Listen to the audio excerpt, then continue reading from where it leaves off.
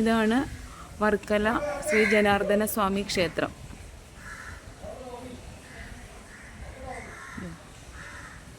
നടയെല്ലാം അടച്ച് ഞങ്ങൾ വന്നപ്പോൾ നല്ല തിരക്കായിരുന്നു, ഭക്തജന പ്രവാഹമായിരുന്നു. അന്നദാനമുണ്ടായിരുന്നു. ശിവേലിക്ക് ശേഷം അന്നദാനം സ്വീകരിച്ച് എന്താ പറയണ്ടേ, ശരിക്കും പറഞ്ഞാൽ വേളാർവട്ടം മഹാദേവ ക്ഷേത്രത്തിൽ പോയി ഞാൻ എൻ്റെ പിതൃക്കൾക്ക് ആദ്യമായിട്ട് ബലിയിട്ടല്ല, ചോറ് ഒറ്റ നമസ്കാരം എന്ന് പറയുന്ന ആ വഴിപാട് ചെയ്തു.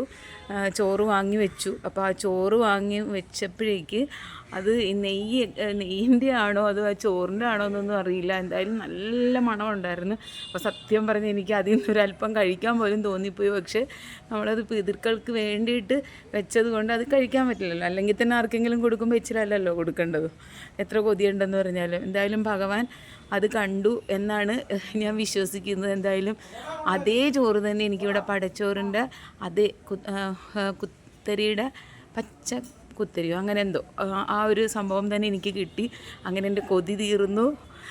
ശർക്കര പായസം, പാൽപ്പായസം എല്ലാം ഉണ്ടായിരുന്നു, സാമ്പാർ, അച്ചാർ, അങ്ങനെയുള്ള സാധനങ്ങളൊക്കെ എല്ലാം ചേർത്തിട്ട് നല്ലൊരു എന്താ പറയണ്ടേ, ഭഗവാന്റെ അന്നം കഴിക്കാൻ പറ്റി. അതിലൊരുപാട് സന്തോഷം.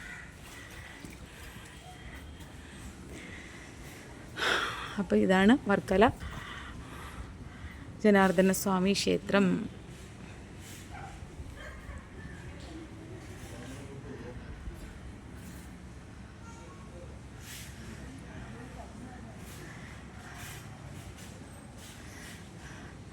നമ്മൾ ആദ്യം പാപനാശിനിയിൽ പോയി അവിടെ ചെന്നിട്ട് നമ്മൾ ബലിയൊക്കെ കൊടുത്തു. ഞാനല്ല, അനിയത്തിയായിരുന്നു, അവൾ അതൊക്കെ കഴിഞ്ഞു. അതിനുശേഷം നമ്മൾ ഈ അമ്പലത്തിൽ വന്നു. ഇവിടെ നമ്മൾ വഴിപാടുകൾ കഴിച്ചു. എല്ലാ അനിയത്തിയാണ് ചെയ്തത്.